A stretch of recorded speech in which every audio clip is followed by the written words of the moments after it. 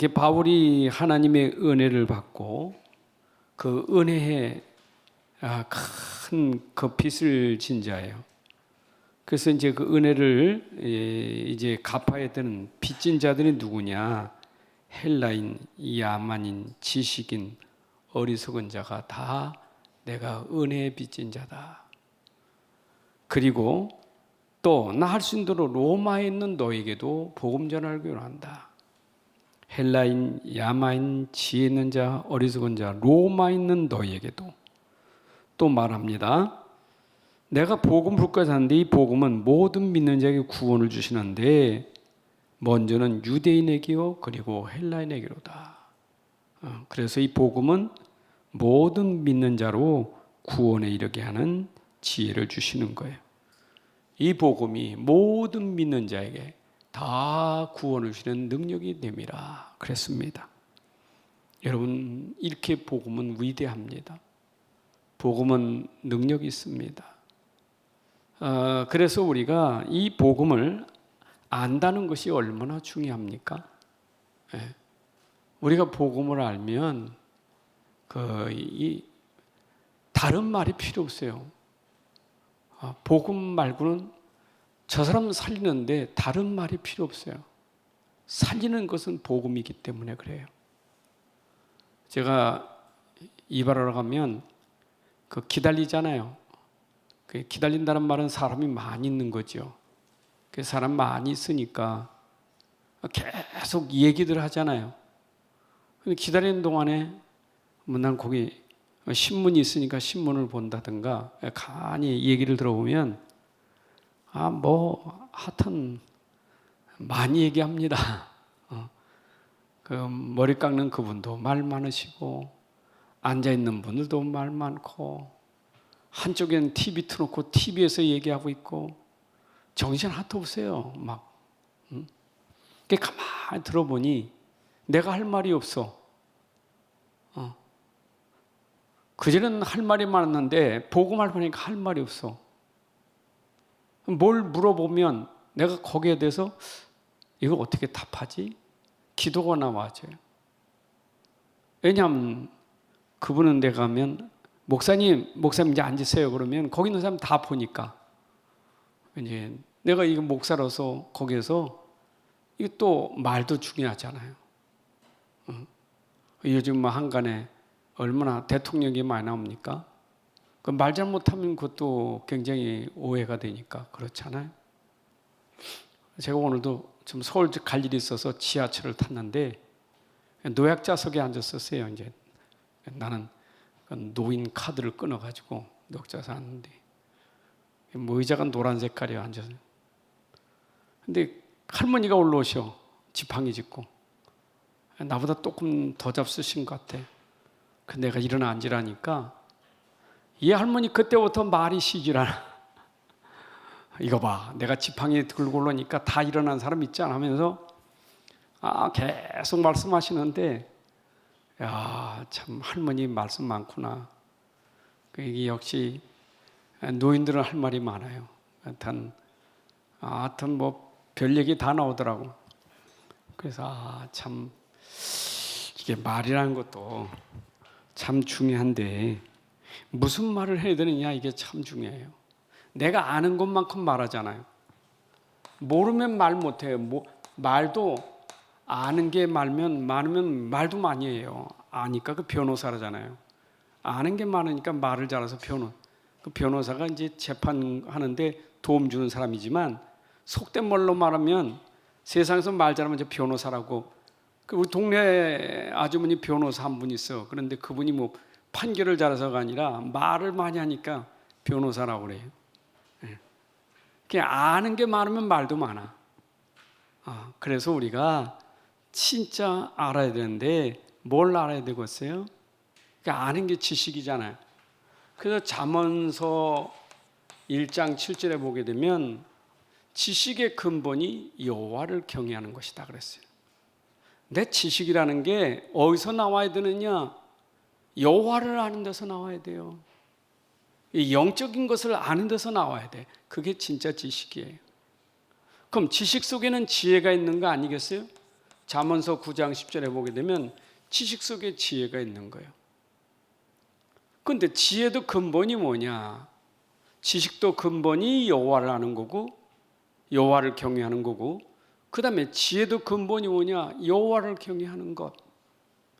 그럼 여기에 공통은 뭡니까? 영적인 거예요.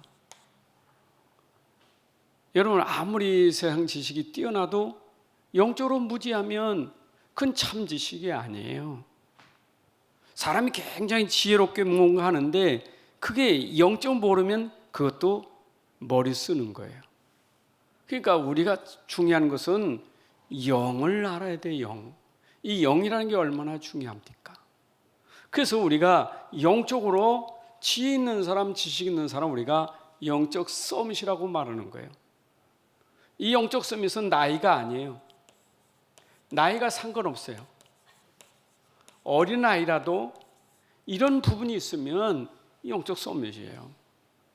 여러분, 다니엘서 1장 8절 9절에 보게 되면 다니엘이 뜻을 정하여 뭔가 자기가 하는 결심이 있잖아요. 결단이 있잖아요. 근데 거기 성경에 보게 되면 다니엘의 지혜는 술객 박사들이 따라올 수 없는 10배의 지혜를 가지고 있다 그랬어요. 그 소년인데 그 박사 술객보다 뛰어나요. 왜 그러냐? 영적으로. 여러분, 창세기 37장에서 그 다윗이 요셉이 그 꿈을 꾼 거 아닙니까? 근데 이거는 남이 보지 못한 걸 보는 게, 이게 눈이 열려져야 돼요. 그러니까 벌써 요셉은 이때 보지 못하는 게 보였는데 꿈속에서 본 게 있다고요. 뭐 집단이라든가 벼집단이 뭐 절하는 거 보고 해와 달이 별이 절하는 거 봤잖아요.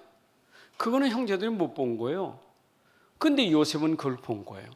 근데 그걸 봤다는 것은 뭘 봤습니까? 영적인 걸 보는 거예요. 여러분, 영적인 걸 보는 눈이 열려져야 그 사람이 진짜 지식과 지혜가 있는 사람이에요. 영적으로 눈이 어두면 그건 아무리 지식이 있어도 그 의미가 없어요. 영적으로 눈이 어두운 거는요, 이거는 분별을 못하는 거예요. 그러나 영적으로 눈이 열려져야 이게 분별이 되는 거예요. 여러분, 눈이 열려지면 육신 것도 분별되는 거예요. 이만큼 우리가 영적으로 눈 열린다는 게 얼마나 중요한지 몰라요. 여러분, 사무엘상 3장 19절이죠. 누굽니까 이게? 사무엘 아닙니까? 사무엘이 영적으로 눈 열린 사람이에요. 사무엘상 3장 1절 2절에 보게 되면 그때 말씀이 희귀했어요. 근데 엘리의 눈은 어두웠다고요. 육신적으로 어두울 뿐만 아니라 영적으로 눈이 어두웠어요. 그 말씀이 끊어진 시대예요. 근데 그때 사무엘은 하나님의 음성을 들었다고요.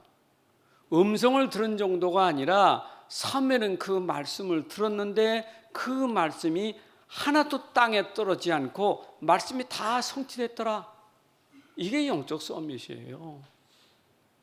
여러분, 그 말씀 가졌는데 그 말씀이 성취되는 삶이 있다면 그게 바로 서밋이에요. 세상 것 비교도 할 수 없습니다. 여러분, 유대인을 볼까요? 유대인들은 세계 서밋이에요. 유대인도 세계 서밋 아닙니까?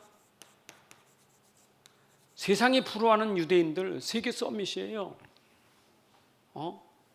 아니, 세상의 경제인들, 정치인들, 뭐 노벨상 받은 사람, 유대인을 따라갑니까? 유대인을 못 쫓아갑니다. 대단한 사람들이에요. 근데 이 사람들에게는 모르는 게 있다고요. 뭘 모르냐? 요셉과 사무엘이 보는 걸 못 보는 사람들이에요. 영적으로 무지한 사람들이에요.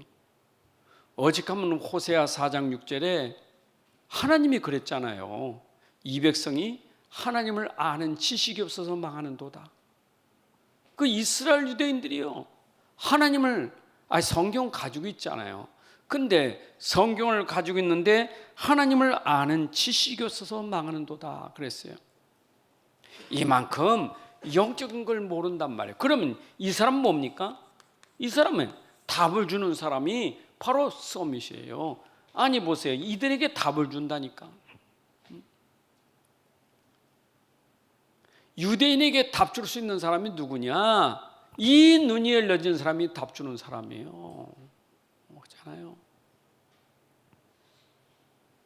그러니까 세상에 아무리 뛰어난 왕이라 할지라도 대단한 인물이라 할지라도 이게 어두우면 이 눈이 열려진 사람에게 답을 준다고요. 인생의 답은 어디에 있어요? 여기 있는 거예요. 인생의 답은 이게 눈이 열려져야 답이 되는 거예요. 여러분 말씀을 봐야, 말씀을 제대로 봐야 말씀 속에서 답을 찾아낼 수 있는 거예요. 근데 말씀을 봐도 그게 눈이 안 열리면 그냥 읽는 거지 답을 못 찾아요. 근데 여러분들이 진짜 영적인 눈 열어서 말씀 보면요, 구절구절이 전부 답이에요. 어디를 봐도 그 말씀이 전부 답으로 옵니다. 야, 여러분 말씀 속에서 내가 가진 문제가 말씀하고 딱 부딪힐 때 야 하고 답을 찾는 순간 여러분 상태가 어떻겠어요?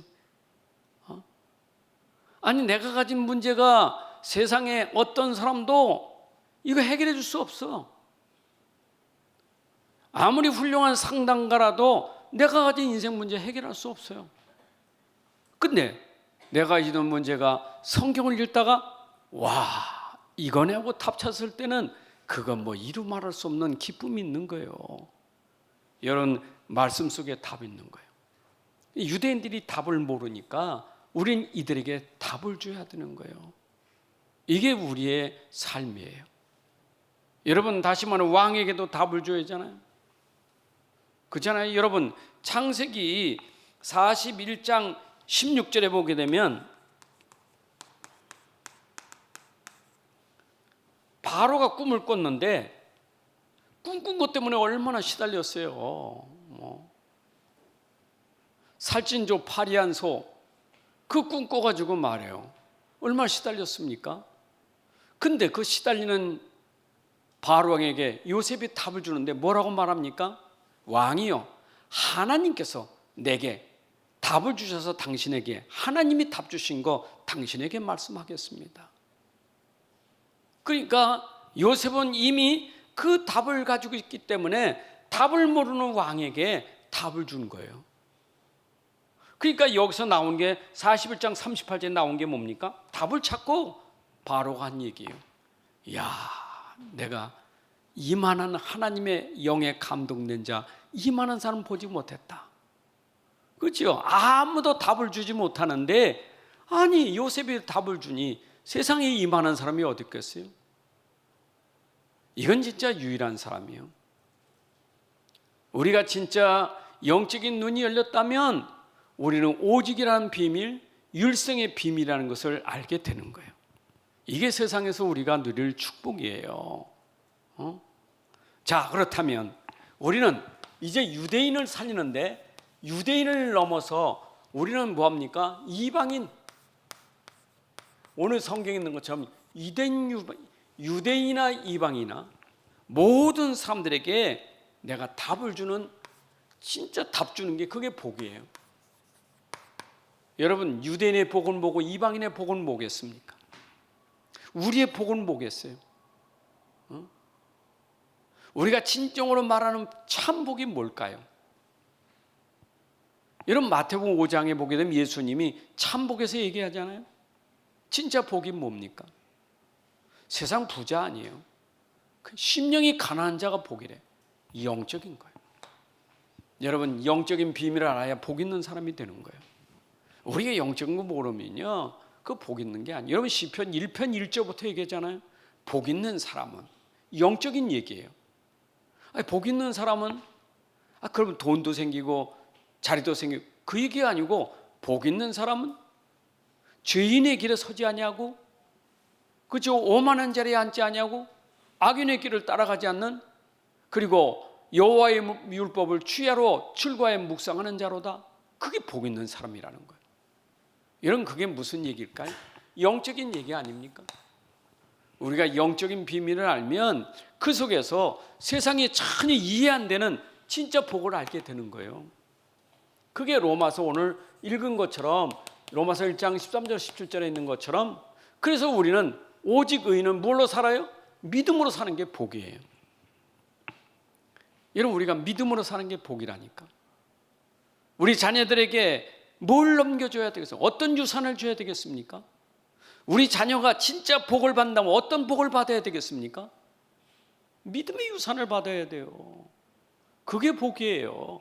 여러분, 이 믿음의 유산, 오직 의인은 믿음으로 살리라, 이게 복이에요. 이 복이 우리 후대들에게 전달돼야 돼. 내가 누리는 믿음, 우리 후대가 누리는 믿음이 돼야 돼요. 오직 의인은 무엇으로 살리라? 믿음으로 살리라. 여러분, 믿음이라는 말은 우리의 영적 상태를 말하는 거예요. 영적 상태. 내 영적 상태가 어떤 상태냐, 이게 중요한 거예요.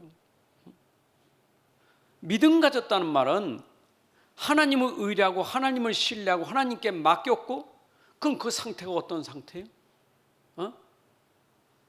이번 주일날 메시지가 우리가 참 안식을 얻게 되는데, 맡길 때, 무거운 짐을 주님에 맡길 때 안식도 오는 거예요. 맡길 때 힘이 생기는 거예요. 여러분, 힘 생겼다는 것은 뭡니까? 내 안에 참 안식이 생긴 게 힘이지, 참 평안이 생긴 게 힘이지. 그잖아요. 그게 믿음이에요. 믿음.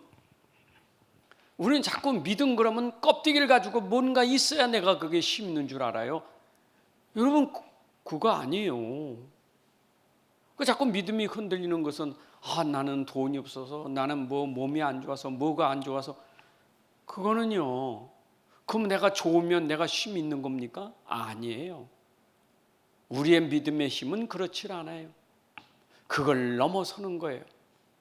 그걸 넘어서서 내 안에 참 안식이 있고 참 평안이 있고 참 누림이 있다.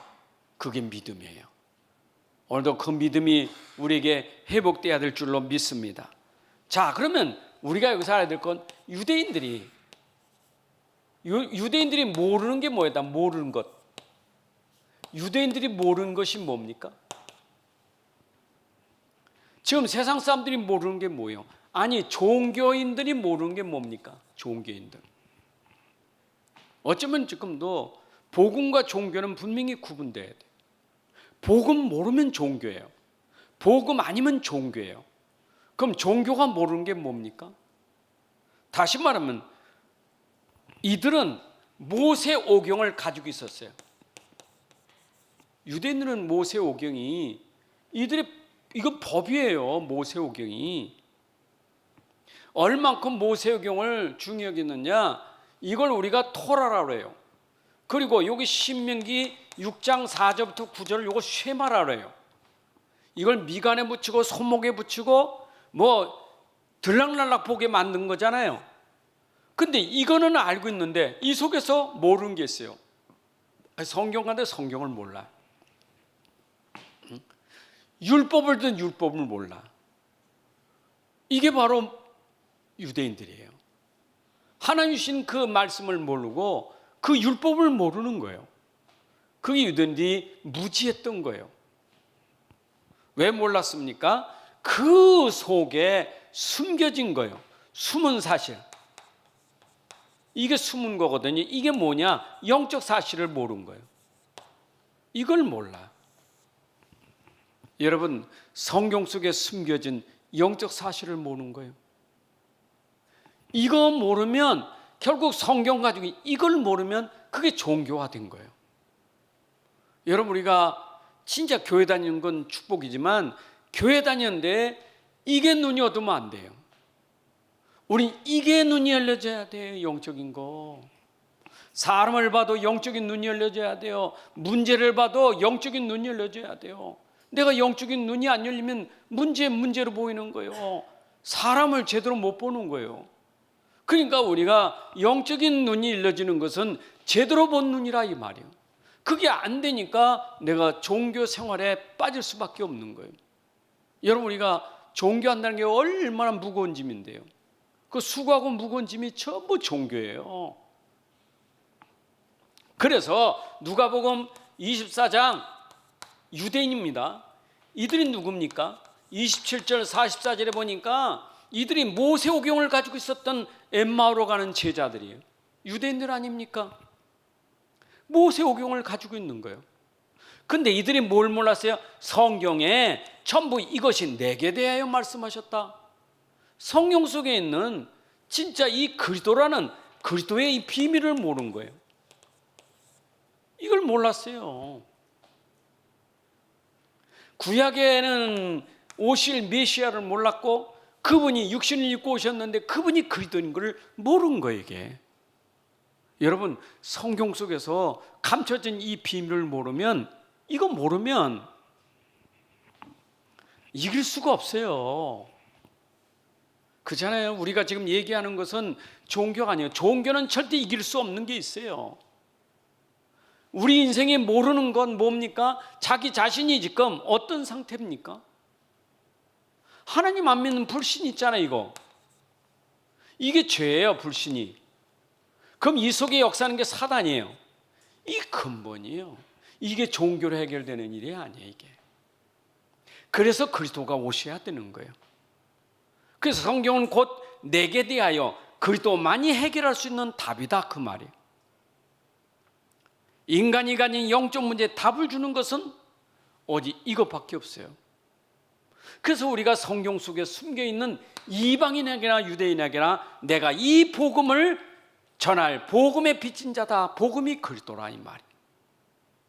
이거 아니면 안 되는 거예요. 그래서 종교와 복음은 완전히 다른 거예요. 그러니까 복음을 놓치면 종교 생활하고, 내가 복음 알면 종교에서 빠져나오는 거고. 자, 그러면 이들에게 어떤 일이 있었습니까? 보세요. 사도행전 17장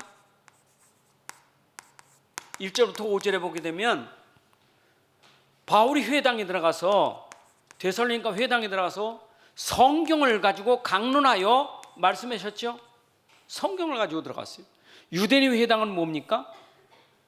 성경 가지고 있어요. 유대인 회당에 유대인들은 서기관들이 성경을 낭독하잖아요. 이 사람들이 성경을 얼마나 능통한 사람들입니다. 그런데 바울이 회당에 들어가 성경을 가지고, 그들이 가지고 있는 성경을 가지고 뜻을 풀어 죽으셨다가 부활하신 그리스도가 예수다라고 전하는 거예요. 이걸 전하는 거예요. 유대인들은 회당에서 성경 가지고 읽기 하고 토론하고 말을 하고 있는데 뭘 몰랐느냐? 이걸 모른 거예요. 여러분, 이게 바로 유대인들이 몰랐던 거예요. 우리가 교회에서 성경 공부 중요하지만 성경 공부 자체가 중요한 게 아니에요. 그 공부 속에서 우리가 어떤 내용을 알아야 되느냐가 중요한 거예요. 성경 속에 있는 내용을 알아야 된다고요. 자, 그러면 유대인들이 이걸 몰랐다면 그들에게 어떻게 됐습니까? 이들에게, 유대인들에게 이제는 실제 복음이 선포돼야 돼. 유대인에게 헬라인에게 복음이 선포되는 거예요. 하나님은 그래서 구약의 선지자를 많이 보냈고 신약의 사도들과 제자를 보내서 유대인들에게도 복음을 전파하게 했다고요. 복음 전파했어요. 그 복음 전파하는 것이냐? 여러분, 마태복음은 곧 유대인에게 복음을 전파하는 거예요.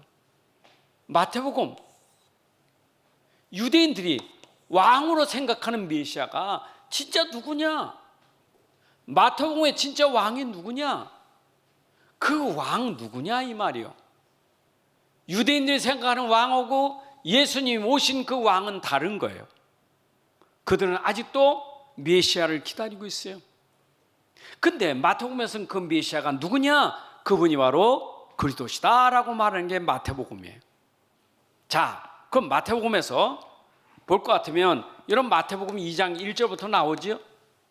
유대 지방에 3장 1절에 세례 요한이 유대 지역에서, 마태복음 4장 23절부터 25절에 보니까 예수님의 사역 중심지가 어디냐? 바로 유대 지방 갈릴리 지방에서 그가 말씀을 전하셨어요.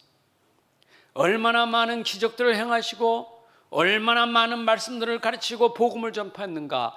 그래도 이들은 복음이 선포되는데도 복음을 모르는 거예요. 이게 마태복음에서 나타나고 있는 거예요.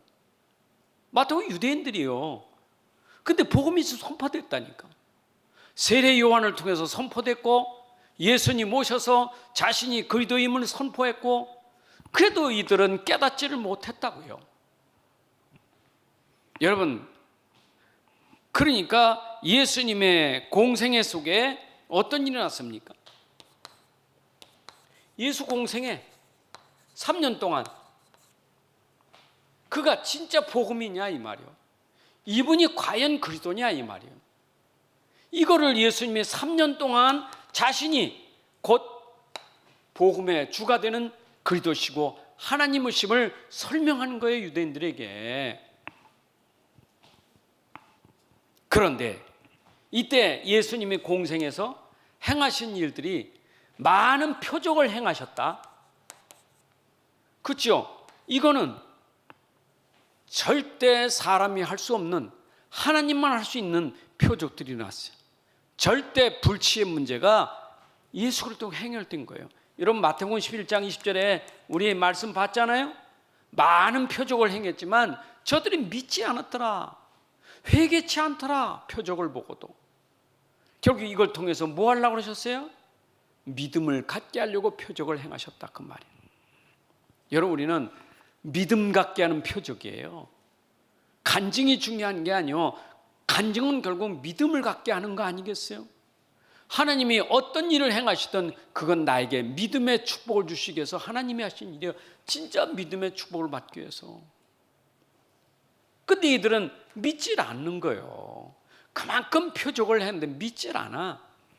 또 표적을 보여달라고 믿을 생각 안 하면 표적을 해요. 여러분, 요한복음 6장에서 오병이의 기적을 행하잖아요. 그거 얼마나 큰 능력입니까? 근데 거기서 그 떡은 먹었는데 그 떡이 뭔 줄 몰라. 그래서 예수님이 요한복음에 자신의 신성을 설명한 거예요. 너희가 광에서 그 만나 떡 먹었던 거, 그걸로 네 조상은 그걸로 줄이지 않았지만 내가 너에게 주는 생명의 떡은 위에서부터 내려온 생명의 떡, 내가 곧 생명의 떡이다. 나를 먹는 자는 영원히 줄이지 아니할 것이다. 설명했다니까요. 믿어야 되겠죠? 이게 믿음이 안 된 거예요. 참, 복음이 전달돼도 이 말은 뭐예요? 이들의 귀가 안 열리는 거예요. 이게 들려지질 않는 거예요. 여러분, 말씀 들을 때 말씀이 들려지지 않는 게 얼마나, 그래서 마태복음 13장은 비유 설교 아닙니까? 이 비유 설교 속에 여러분, 예수님도 이사야 선지자를 통해서 예언한 말씀이 있어요. 그들이 귀가 있어도 눈이 있어도 보지 못하고 귀가 있어도 듣지 못하는 완악한 마음을 가졌구나. 그 비유 중에 길가에 뿌려진 씨처럼 얼마나 마음이 완악한지 말씀을 받지 않더라. 그래서 마태복음 13장 16절에 이 말씀을 듣는 자가 복이 있다 그랬어요. 여러분, 말씀이 선포될 때 그 선포되는 말씀이 내 귀에 들려지는 자가 복이 있는 거예요. 그렇잖아. 이거는 우리에게 귀가 있어 들으라는 건데, 귀가 있는데 선포가 될 때 귀가 안 열려 이게. 근데 복음 들을 때 귀가 열린 사람, 그게 복 있는 사람이다 이 말이에요.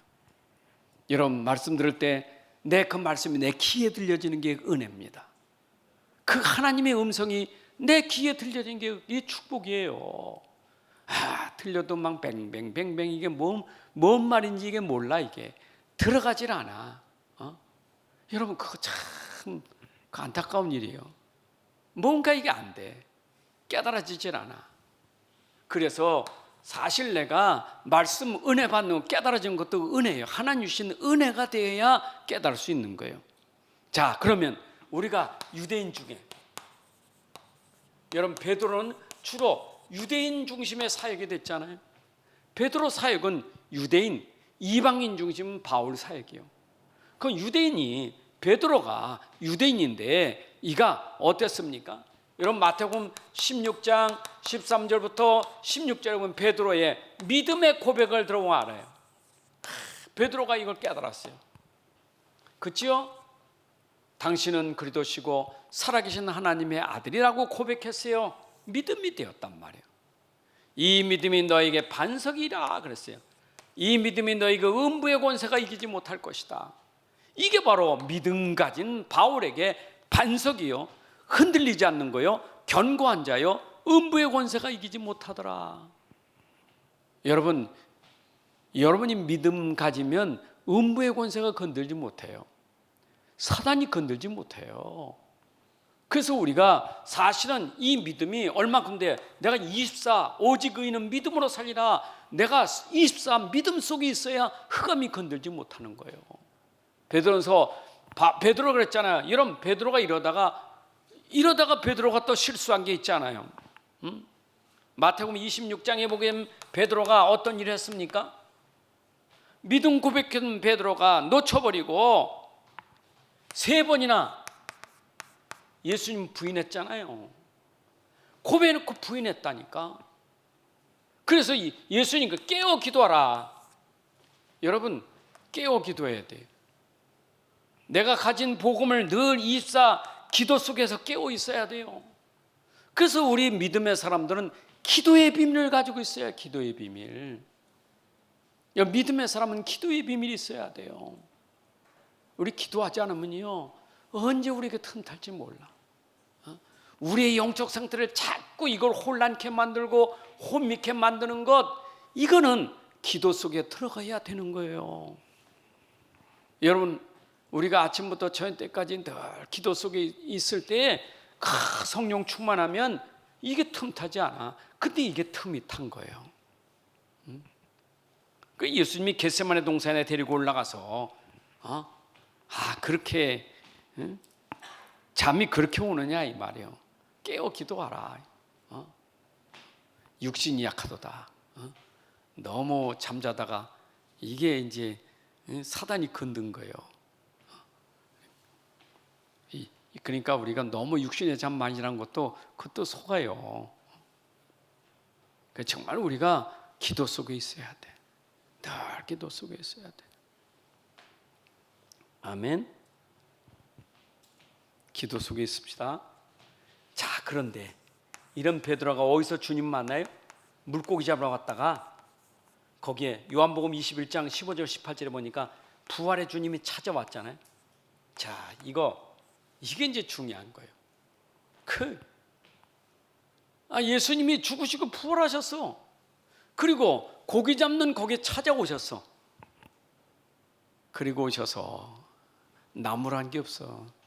이놈들 기껏 말 배반하고 여기 와서 고기 잡고 있어? 이럴 게 아닌데. 요한의 아들 시몬아, 네가 나를 사랑하느냐? 그것도 한 번도 아니고 3번씩이나. 왜? 3번 부인했던 베드로에게 3번 질문하니 얼마나 근심이 생겼겠어요.